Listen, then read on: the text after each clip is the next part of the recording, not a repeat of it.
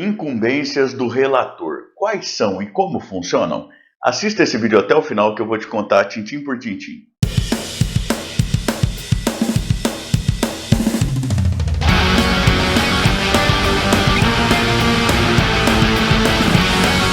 Eu sou o professor Thiago Caversan e compartilho semanalmente, aqui mesmo no canal, vídeos relacionados à teoria e à prática do direito, como este vídeo de hoje em que eu falo sobre as incumbências do relator.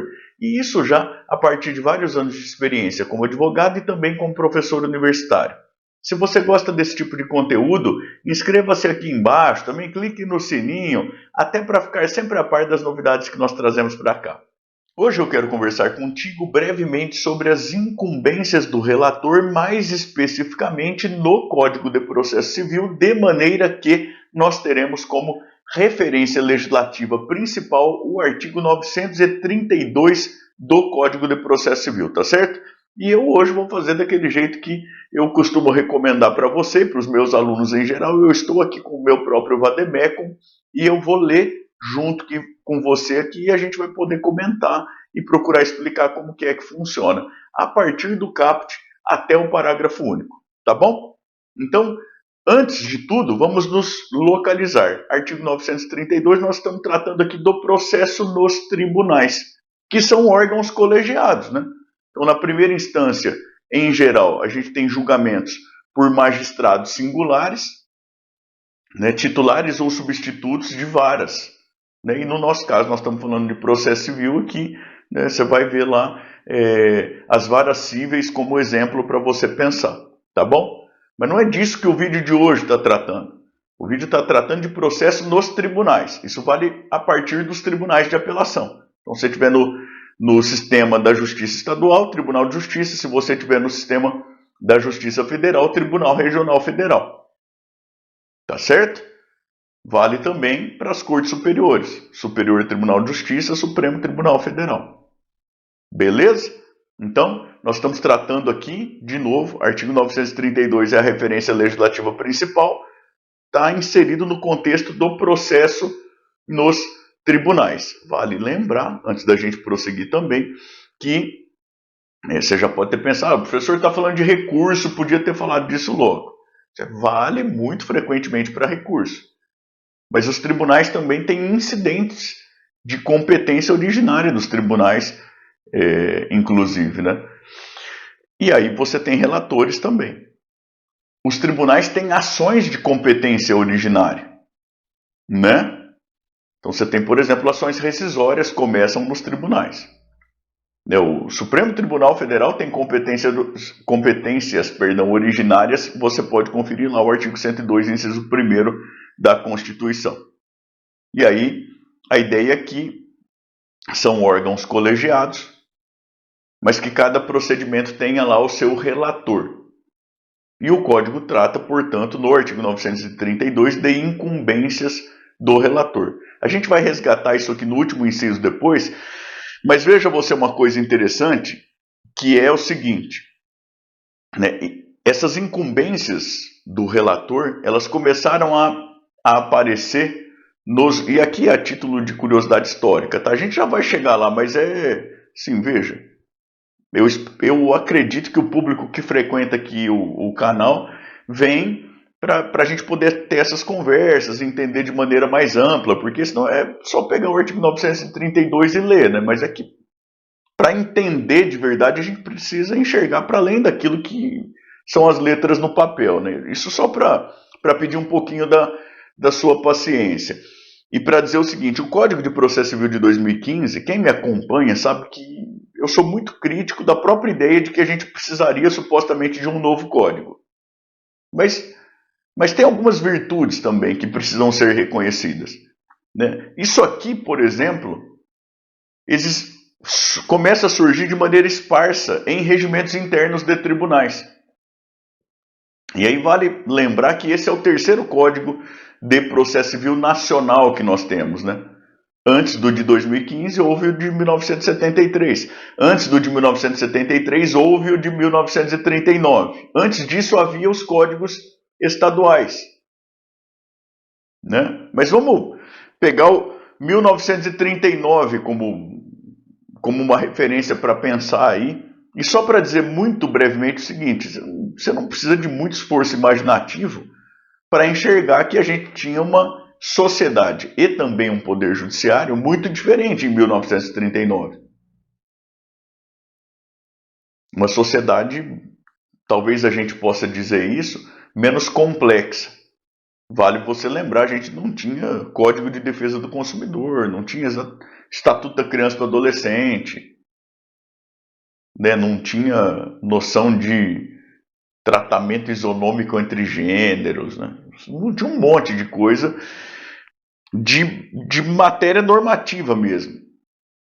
Você não tinha a noção de gratuidade de justiça que veio depois como assistência judiciária gratuita, você não tinha atuação de defensoria pública da maneira que a gente compreende hoje, ou seja, você tinha um acesso muito mais limitado ao poder judiciário, uma população muito menor, muito menos gente alfabetizada, imprensa muito mais limitada, a própria comunicação, né? Não tinha internet, né? Professor, o que isso tem a ver com o vídeo de hoje? É que, assim, a estrutura jurisdicional inteira, inclusive os tribunais, estavam colocados para aquela realidade. As coisas foram surgindo e os tribunais foram procurando se adequar com os seus próprios regimentos internos. E aí você tinha uma disparidade muito grande do que os regimentos internos de tribunais diversos previam, né? O Código de Processo Civil de 2015 vem, no artigo 932, ele procura dar uma uniformizada nisso. A gente tem um Código de Processo Civil para todo mundo. A gente já vai resgatar aqui o último inciso da margem aí para regimentos internos, mas há uma tentativa de sistematização no artigo 932. E o caput diz, incumbe ao relator. E veja, está aí o título do vídeo. Está tratando então de incumbências do relator. Você pode pegar o seu dicionário de português mesmo depois. Incumbência é uma coisa, poder é outra coisa.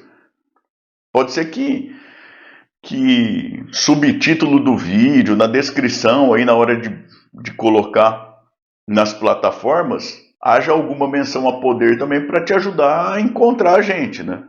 Mas essa é uma advertência importante. Poder é uma coisa, linguisticamente falando. Incumbência é outra coisa. Ah, não foi exatamente isso que o legislador quis falar. Eu sei lá o que o legislador quis falar, mas o que está dito, que está escrito no Código de Processo Civil, no caput do artigo 932, é que se trata de incumbências do relator. Não é aquilo que ele tem prerrogativa de fazer, não, é aquilo que incumbe a ele fazer. Tá certo? Bom, e vamos lá direto então. Primeiro, dirigir e ordenar o processo no tribunal, inclusive em relação à produção de prova, bem como, quando for o caso, homologar a autocomposição das partes. Então, quem dirige e ordena o processo é o relator. E aí isso envolve coisas como é o relator que elabora o relatório. É o relator que vai pedir para pautar para julgamento, né? É o relator que vai determinar a oportunização de contraditório quando houver pedido atravessado lá, qualquer coisa assim. Ele dirige, ele ordena o processo. Mas tem outras duas coisas aqui muito importantes. O código fala da possibilidade de produção de prova.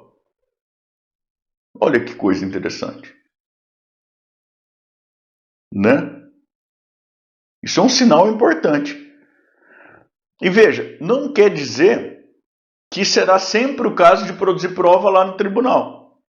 Você pode muito bem ser que seja o caso de se constatar que houve cerceamento do direito de produzir prova na primeira instância e que seja necessário anular julgamentos da primeira instância para determinar o retorno dos autos para oportunizar a instrução. Mas é que pode muito bem acontecer de a pertinência da prova ser para o próprio tribunal. E veja, ele não está falando aqui só de recurso, né? Evidentemente. A gente já mencionou as ações de competência originária dos tribunais. Mas veja que o código aqui pelo menos não está limitando a isso. Ô, professor, mas daí como assim? Vai ser recurso e não vai ser o caso de anular? Veja, a prova pode ser de fato que ocorreu depois da prolação de decisão pela primeira instância ou pela instância anterior que seja, né? E aí pode ser pertinente produção de prova no contexto do tribunal, e isso está entre as incumbências do relator, inclusive em relação à prova. E também incumbe a ele homologar a autocomposição das partes. O que é autocomposição mesmo, pessoal? É acordo. Então, se as partes chegarem a acordo, submeterem esse acordo lá ao tribunal, incumbe ao relator a homologação. E essa é uma mensagem que é interessante, porque era muito habitual, e vou te falar que de vez em quando a gente vê acontecer até hoje, as partes apresentarem acordo lá no tribunal, o relator falar que vai mandar os autos de volta para a primeira instância para homologação, para que não haja supostamente supressão de instância. Veja, se a previsão da possibilidade de homologação, de autocomposição, lá perante o tribunal configura ou não supressão de instância, é até uma discussão bastante interessante, nós não vamos partir para isso hoje, tá? Mas, de toda maneira, está aqui no código entre as incumbências do relator. Então, as partes podem ainda construir acordo, mesmo quando o processo está lá no tribunal. Bom, a preferência pela autocomposição está nas normas fundamentais do código já, né? Eu também não vou me aprofundar sobre isso, porque nós já falamos sobre isso muitas vezes. E porque tem muitas outras coisas para falar aqui hoje, tá bom? Mas então, é o relator quem dirige e ordena o processo, inclusive no que diz respeito à atividade de produção de provas. E também incumbe a ele homologar a autocomposição que seja apresentada pelas partes. Tá certo? E veja que só para não... A gente foi assistindo criação, inclusive, de sejusques nos tribunais, né? Centros judiciários de solução de conflitos.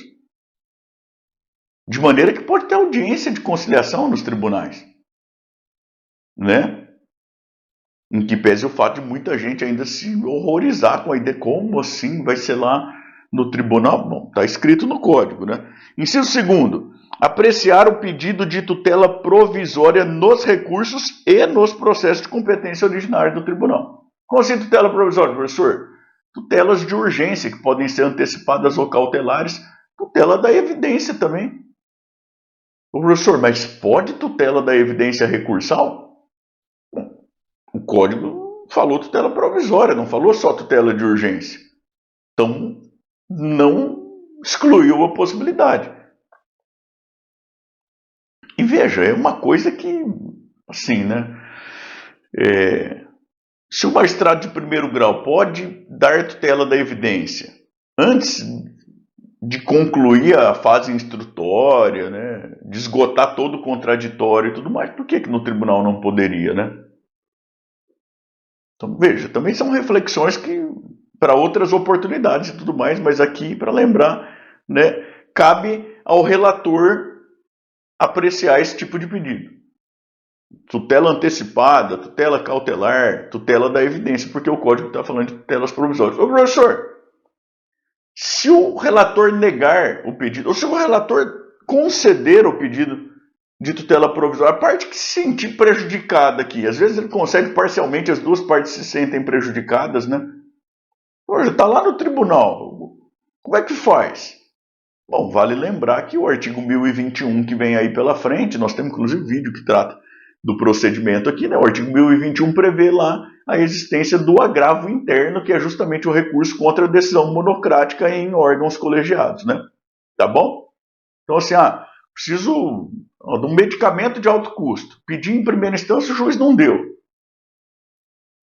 Interpus agravo de instrumento. Pedi tutela provisória recursal, atribuição do efeito ativo, né?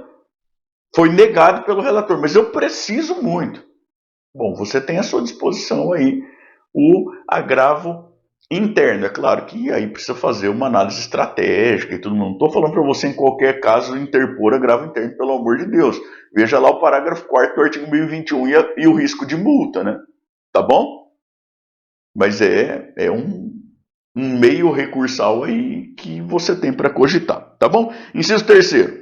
não conhecer de recurso inadmissível, prejudicado ou que não tenha impugnado especificamente os fundamentos da decisão recorrida.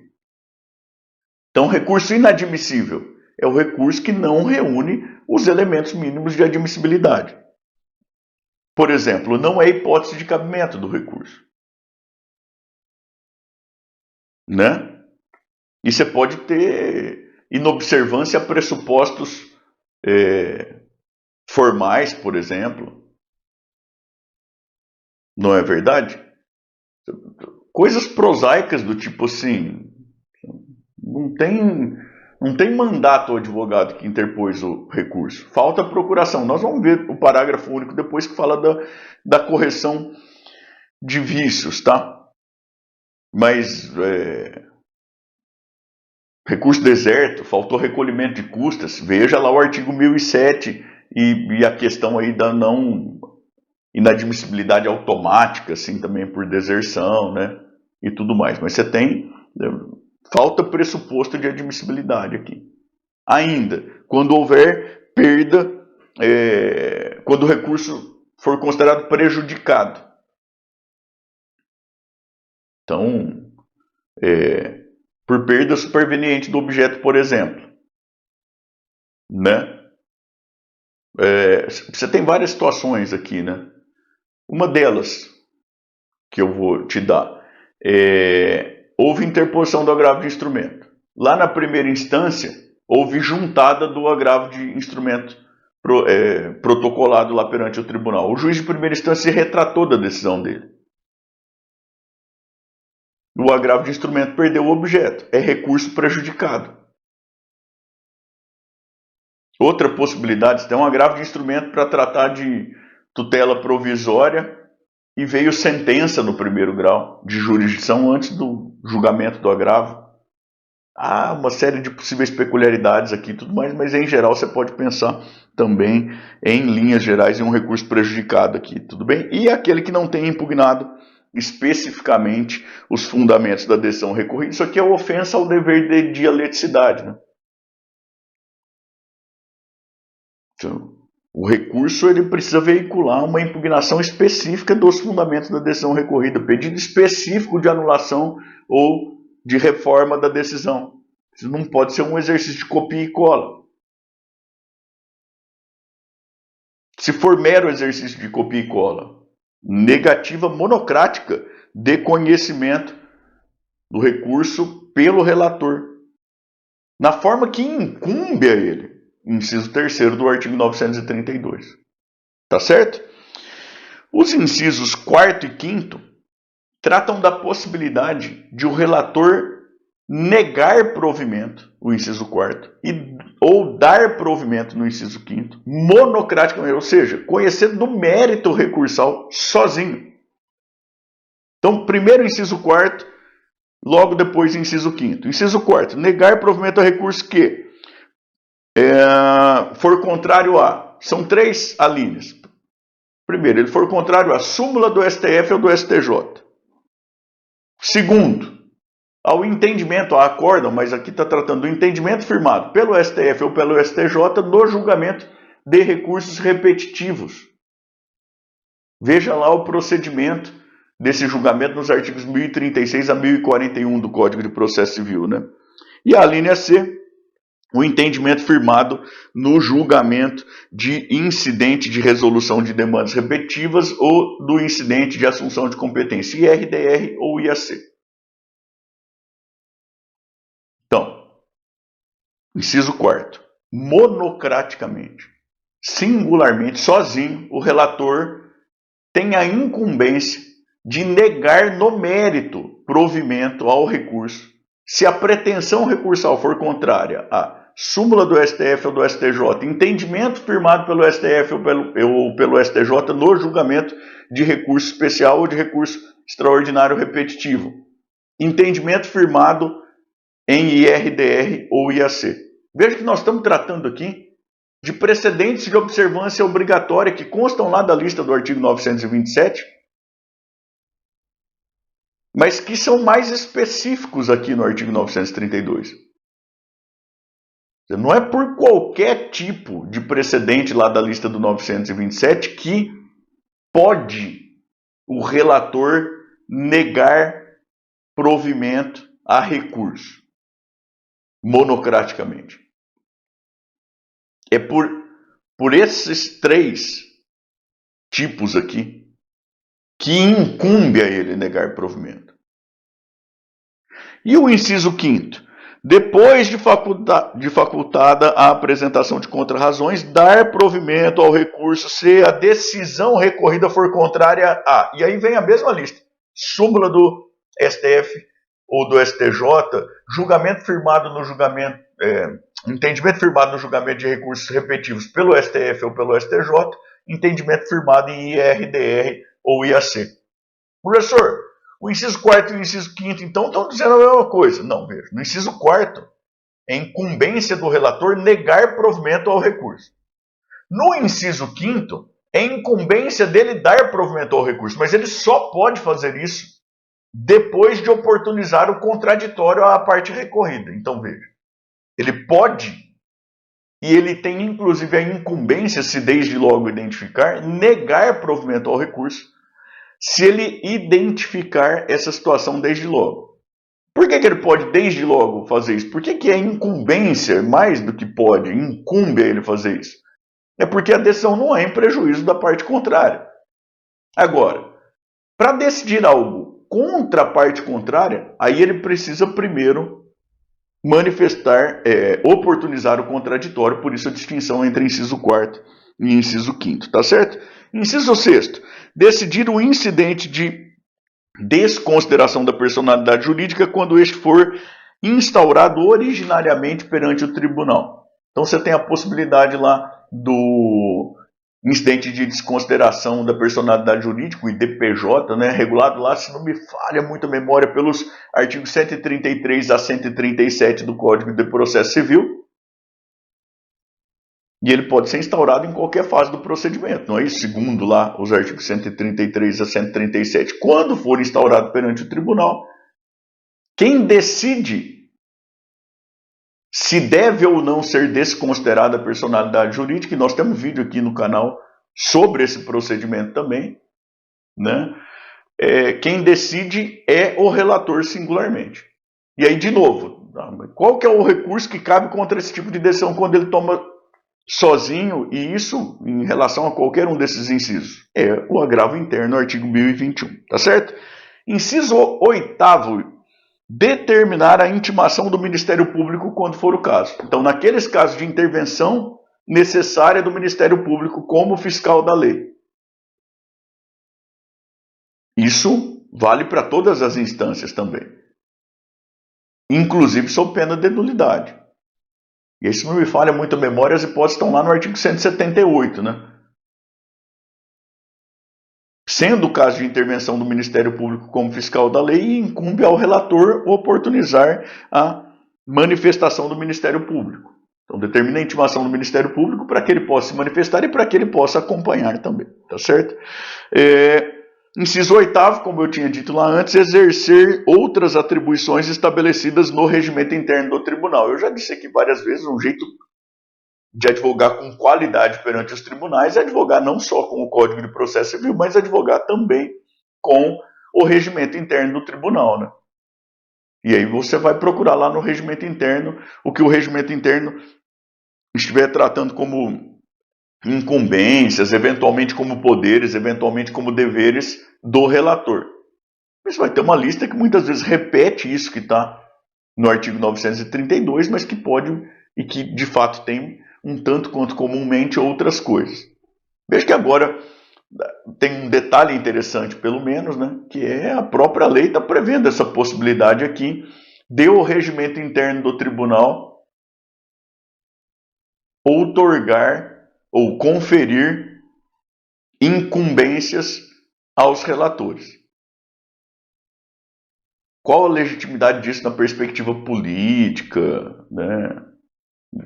Inclusive no jogo democrático e tudo mais? Isso é uma outra discussão também, né? Que pode ser bastante interessante, inclusive, né? Mas é um dado interessante também que isso está atualmente na legislação feita pelo nosso legislativo, votada pelo menos pelo legislativo, está aqui no inciso 8º do artigo 932. E aí, para terminar, algo muito importante, o parágrafo único.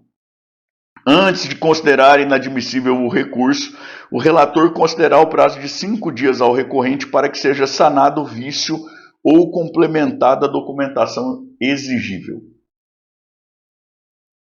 Por quê? Porque nós temos um sistema que se rege supostamente por um princípio de preferência pelo julgamento de mérito.